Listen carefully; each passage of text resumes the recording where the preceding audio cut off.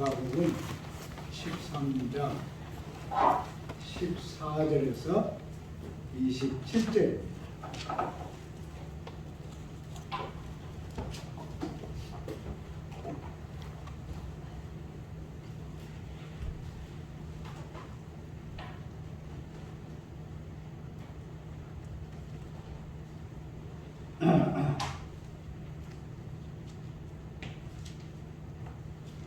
멸망의 가증한 것이 서지 못할 곳에 선 것을 보거든 있는 자는 깨달을진저 그때 유대에 있는 자들은 산으로 도망할지어다. 지붕 위에 있는 자는 내려가지도 말고 집에 있는 무엇을 가지러 들어가지도 말며 밭에 있는 자는 겉옷을 가지러 뒤로 돌이키지 말지어다. 그 날에는 아이된 자들과 젖먹이는 자들에게 화가 있으리로다. 이 일이 겨울에 일어나지 않도록 기도하라. 이는 그 날들이 환난의 날이 되겠습니다. 하나님께서 창조하신 시초부터 지금까지 이런 환난이 없었고 후에도 없으리라. 만일 주께서 그 날들을 감하지 아니하셨더라면 모든 육체가 구원을 얻지 못할 것이거늘 자기가 택하신 자들을 위하여 그 날들을 감하셨느니라. 그때 어떤 사람이 너희에게 말하되 보라 그리스도가 여기 있다 보라 저기 있다 하여도 믿지 말라. 거짓 그리스도들과 거짓 선지자들이 일어나서 이적과 기사를 행하여 할 수만 있으면 택하신 자들을 미혹하려 하리라. 너희는 삼가라. 내가 모든 일을 너희에게 미리 말하였노라. 그때 그 환난 후 해가 어두워지며 달이 빛을 내지 아니하며 별들이 하늘에서 떨어지며 하늘에 있는 권능들이 흔들리리라. 그때 인자가 구름을 타고 큰 권능과 영광으로 오는 것을 사람들이 보리라. 또 그때 그가 천사들을 보내어 자기가 택하신 자들을 땅 끝으로부터 하늘 끝까지 사방에서 모으리라. 아멘.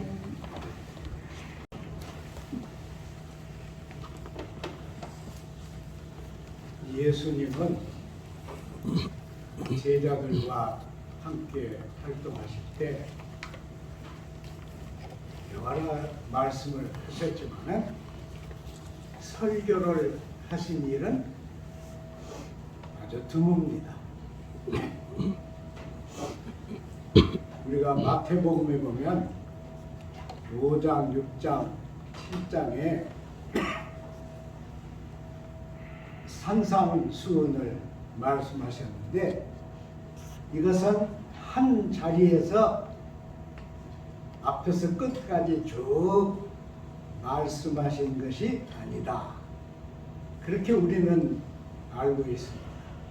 성경에는 한꺼번에 다 썼지만 많은 말씀을 모아서 마태가 이렇게 모아놓은 것이라 그렇게 생각을 합니다. 그것도 사실은 예수님이 설교하신 내용입니다.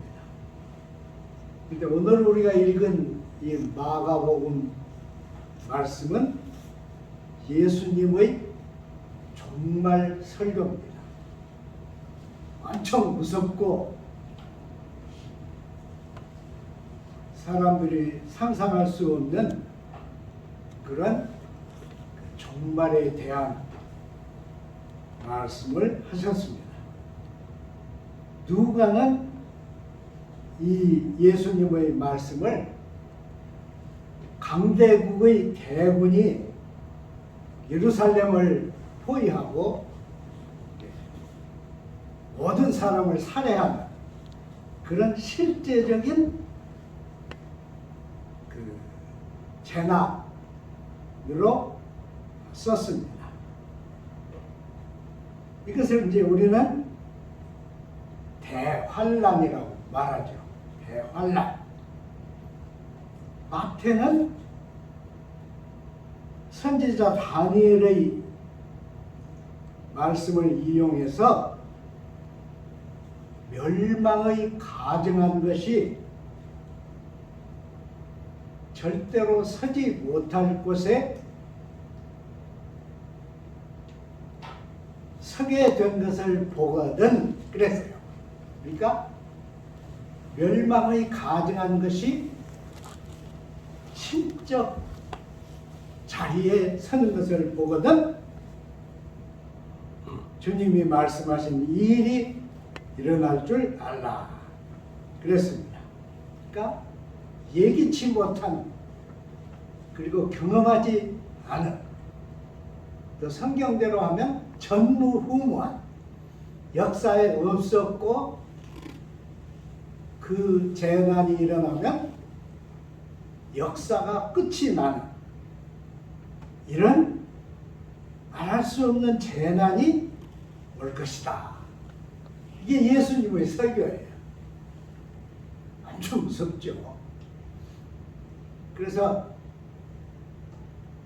무엇을 말리려고 지붕에 올라간 사람, 그러니까 그 사람들은 지붕이 평평하지 않아요. 지붕에 올라간 사람들은 집으로 내려가려고 생각하지 마라 그랬습니다. 그리고 밭에 있는 사람들은 집으로 돌아가려고 뒤로 물러서지 마라. 겉옷을 가지러 들어가지 마라 그랬습니다. 얼마나 무서운 재난이 생기면 이렇게 얘기를 했는지 모르겠어요. 근데 주님이 하신 설교입니다. 주님 분명히 말씀하신 마가의 마지막 부분에 있는 설교입니다. 저는 이 말씀을 읽으면서 이 말씀이 없었어도 되었을 텐데 우리 생각에 우리 인간적인 생각은 아니 왜 인생 사는 것도 참 힘드는데 이렇게까지 하셨을까?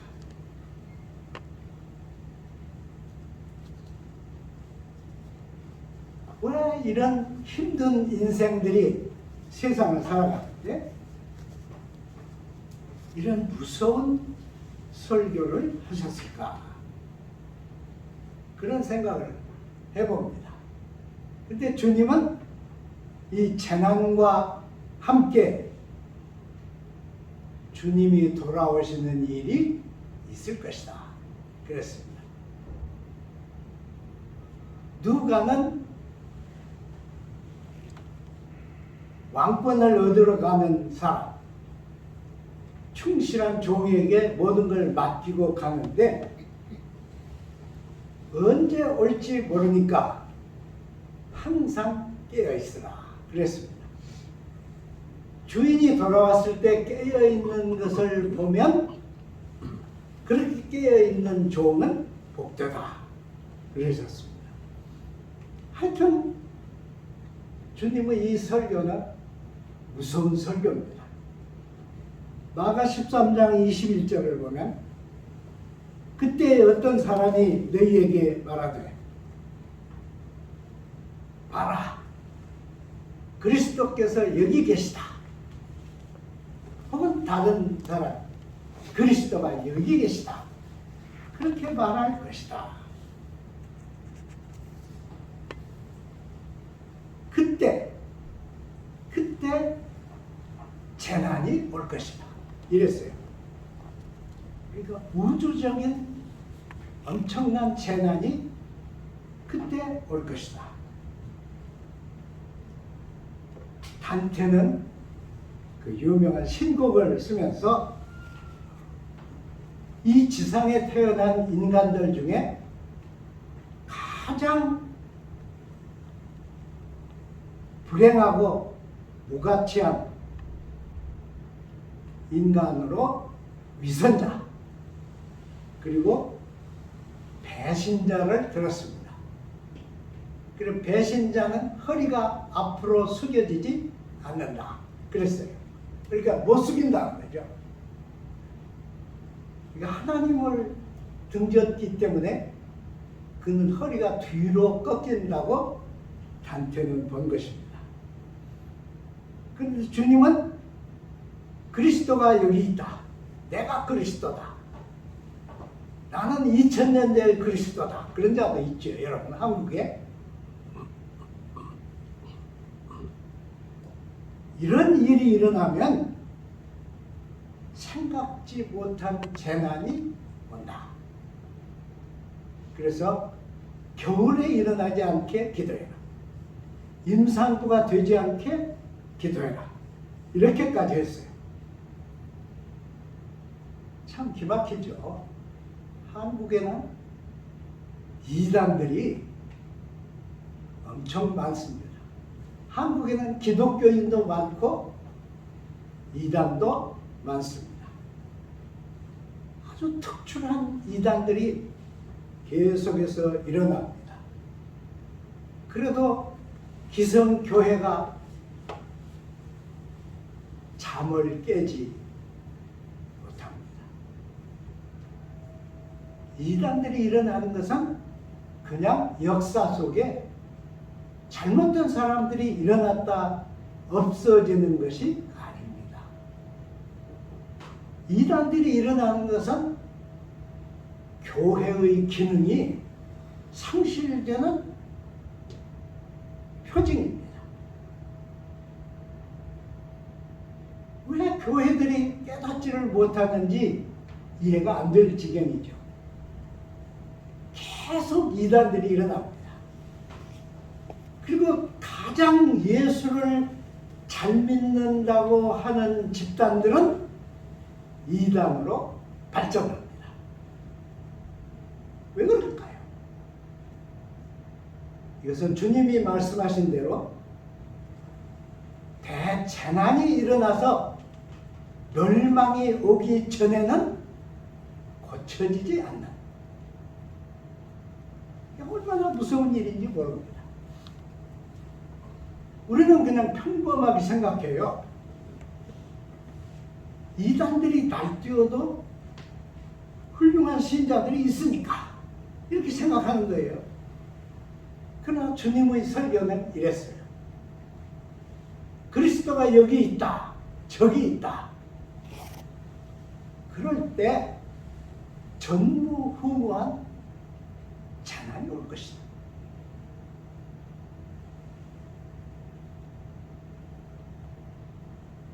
왜? 예수님이 사랑의 주님인데 이런 말씀을 하셨을까? 왜 주님이 이렇게 무시무시한 설교를 하셨을까? 그런 생각을 합니다. 이것은 종말에 대한 주님의 예언입니다. 우리는 좋은 시대에 살기 때문에 종말은 무슨 종말? 그럽니다. 그리고 교회들이 종말에 대한 설교를 생략합니다. 안 해요. 교인들이 행복해야지. 그래서 목사들이 설교를 시작하면서 여러분 행복하십니까? 그리스도 안에서 행복하기를 바랍니다. 물론 행복해야죠. 이 짧은 기간에.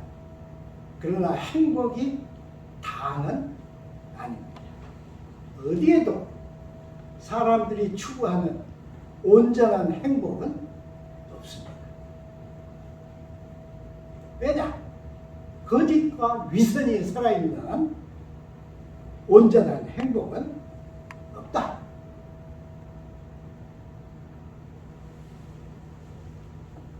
주님이 하신 이 말씀을 우리는 덮어버릴 수도 없고 안 들을 수도 없고 듣지 않은 것으로 할 수도 없습니다. 왜냐하면 천지는 없어져도 나의 말의 1.1획도 없어지지 않을 것이다. 그렇기 때문에 너무너무 무서운 말씀을 하셨어요. 마가복음 13장 25절 27절에는 별들이 하늘에서 흐려질 것이다, 떨어질 것이라고 했어요. 여러분, 우리가 지금 과학적으로 다 알죠. 저 놀라운 별들도 이미 별은 없어지고 거기서 출발한 빛깔만 살아있는 별들도 있습니다. 그리고 별들도 없어집니다. 별들이 태어나고 별들이 없어집니다. 수백 광년 빛이 오는 그 길이로 1년 동안 오는 거리가 1광년입니다. 이제 수백 광년 된 별들도 있고 또 없어집니다. 주님은 그렇게 했어요. 하늘이 흔들릴 것이다. 별들이 흔들릴 것이다. 1월 성신이 변한다. 그렇게 쓴 성경도 있죠. 그때 인자가 구름을 타고 올 것이다. 그랬습니다. 엄청 놀랍죠? 세상은 영원히 이대로 좋게 발전하면서 가지 않습니다. 한쪽은 발전하고 발전한 만큼 인류를 한꺼번에 살육할 기구들은 만들어집니다. 근데 주님은 대천란이 올 것이다 그랬어요. 이단들이 설치면 그와 함께 대천란이 올 것이다. 그러니까 이단들이 활동하는 것은 대재난을 향한 부름입니다. 부름이에요. 대재난이 오는데 내가 구름을 타고 오는 것은 올 것이다. 구름을 탄다. 이것은 그때 유행하는 사람들이 유행하고 자주 쓰는 표현입니다. 그래서 그것을 우리는 묵시적 표현, 그래서 아포칼립틱이라고 그러죠. 아포칼립틱. 그러면 주님이 우리를 다 망해라고 이 설교를 하셨을까요? 그러지 않습니다. 내가 구름을 타고 와서 모든 사람을, 모든 신자를, 모든 하나님 나라의 백성을 불러 올 것이다. 감춰진 백성들, 이미 세상 떠난 백성들,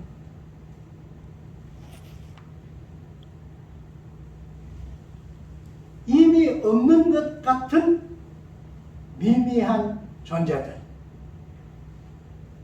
모든 하나님의 백성을 불러 모을 것이다 그랬어요. 그러니까 이게 양쪽으로 나눠집니다. 한쪽은 대재난이 오는데 대재난과 함께 구름을 타고 오시는 주님, 그러니까 우주의 흔들림을 역행해서 오시는 주님, 그리고 그 주님이 불러 모으시는 사람들, 저는 이 수가 엄청나다고 믿습니다. 모든 경건을 위해서 모든 것을 유예한 신앙인들, 모든 재난을 극복한 신앙인들, 모든 방해를 무릅쓴 신앙인들, 이 모든 신앙인들이 불러 모여 질 것이다. 그랬습니다. 얼마나 모여졌느냐? 하늘 끝에서 땅 끝까지 올 것이다. 개정교회에서 신앙생활하다가 목사가 되신 분 중에 한 분이 있어요. 그분은 개정교회 뭐 재정부담도 하고 장로도 하고 그랬는데 밤으로 신학교 해서 목사가 됐죠. 저 진안에 아무도 안 다니는 그런 산골짜기에 교회를 맡고 있었어요. 근데 너무 오랫동안 소식이 없어서 어저께 제가 전화를 해봤어요. 전화는 변함없겠지. 그랬더니 대답이 목사님 죄송해요. 전화를 못 드렸어요. 근데 여기는 땅끝이에요. 그러더라고요. 땅끝이 어디예요? 아마 전라남도 맨 아래 부분인가 봐요. 그래서 그 노회 이름도 땅끝 노회예요. 땅끝 노회예요. 그래서 깜짝 놀랐거든요. 아니 노회가 땅끝 노회라니? 이름이 그렇게 바뀌었어요. 그러더라고요. 땅끝. 성경이 말한 땅끝은 한국의 땅끝이 아닙니다. 그러니까 사람들이 무시하는, 사람들이 생각하지 않는 부분입니다. 거기로부터 하늘 끝까지 모든 신앙인들을 불러모을 것이다. 그러니까 이것은 대재난인데 대재난은 역사의 끝입니다. 동시에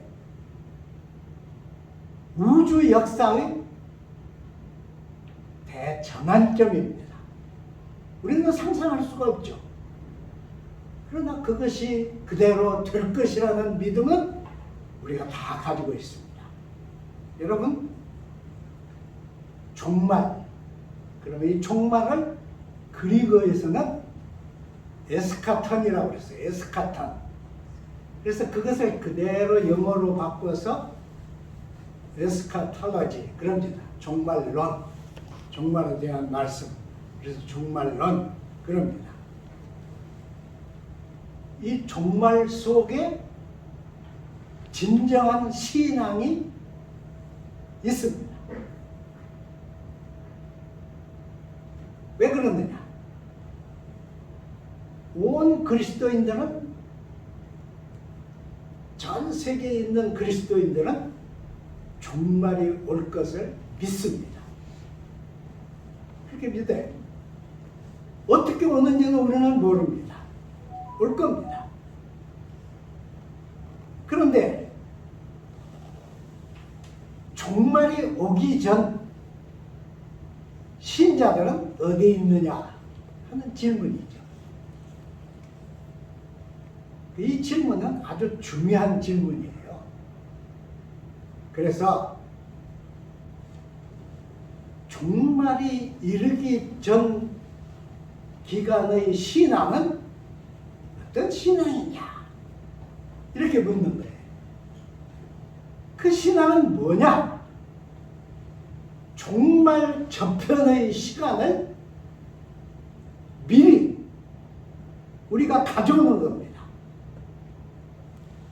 우리는 다 그런 걸 아시잖아요.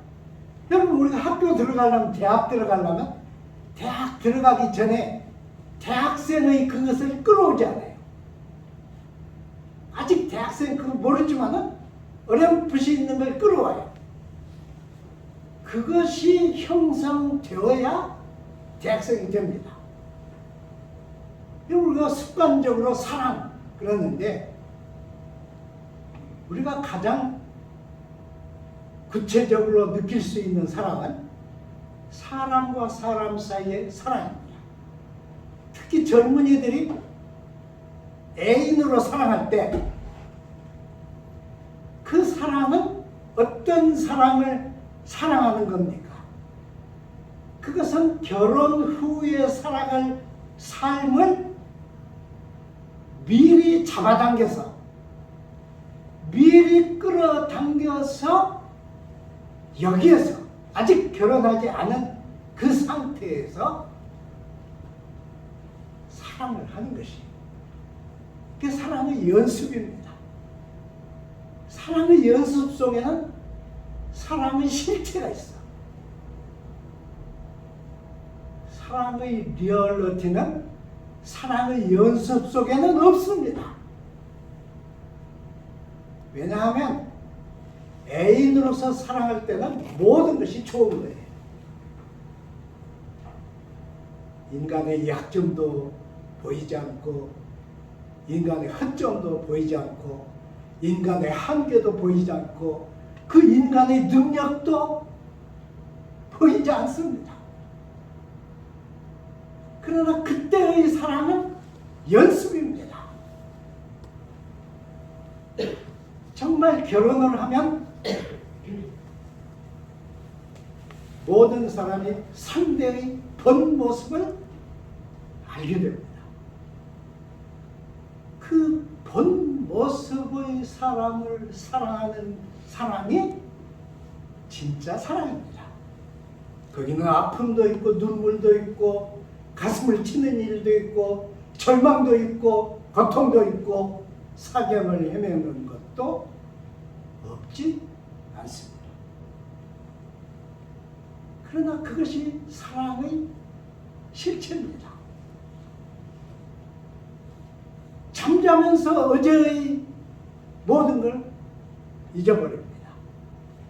안 잊혀도 잊으려고 노력합니다. 포용할 수 없는 상대를 포용하려고 노력합니다. 그게 사랑의 실체입니다. 그 사랑의 실체를 증폭시켜주는 것이 자녀들입니다. 손자들입니다. 마찬가지로 우리는 종말이 오기 전에 종말 너머의 삶을 살아보아야 합니다.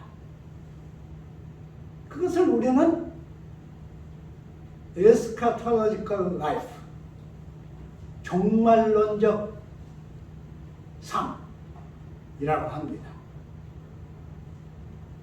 종말론적 삶 속에서는 모든 가치가 뒤집어집니다. 왜냐? 하늘이 녹아나고 땅이 녹아나고 전 인류가 재난으로 종국을 맞게 될 것을 생각한다면 모든 우리가 타산적인 가치들은 제2의 가치입니다. 그것은 앞서가는 가치가 우리 하나님을 향해서 아버지라 부르는 신앙입니다. 그래서 신앙인들은 종말 너머의 시간을 끌어옵니다. 저는 우리 찬송가 중에서 가장 훌륭한 찬송 중에 하나가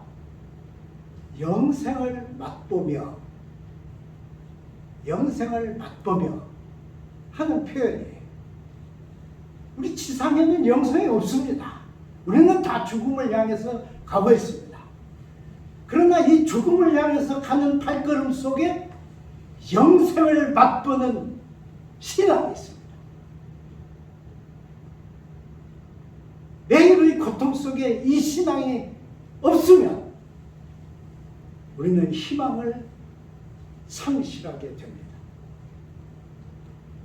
그래서 종말 후의 시간을 끌어다가 사는 사람들은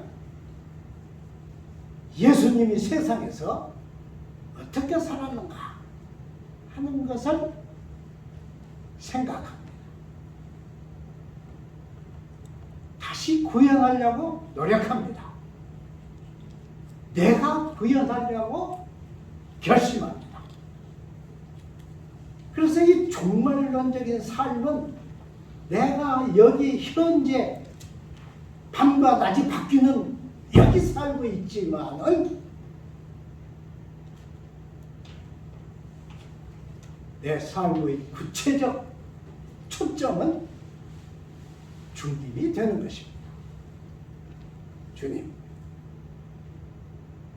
주님이 나에게 요구하시는 것이 무엇입니까?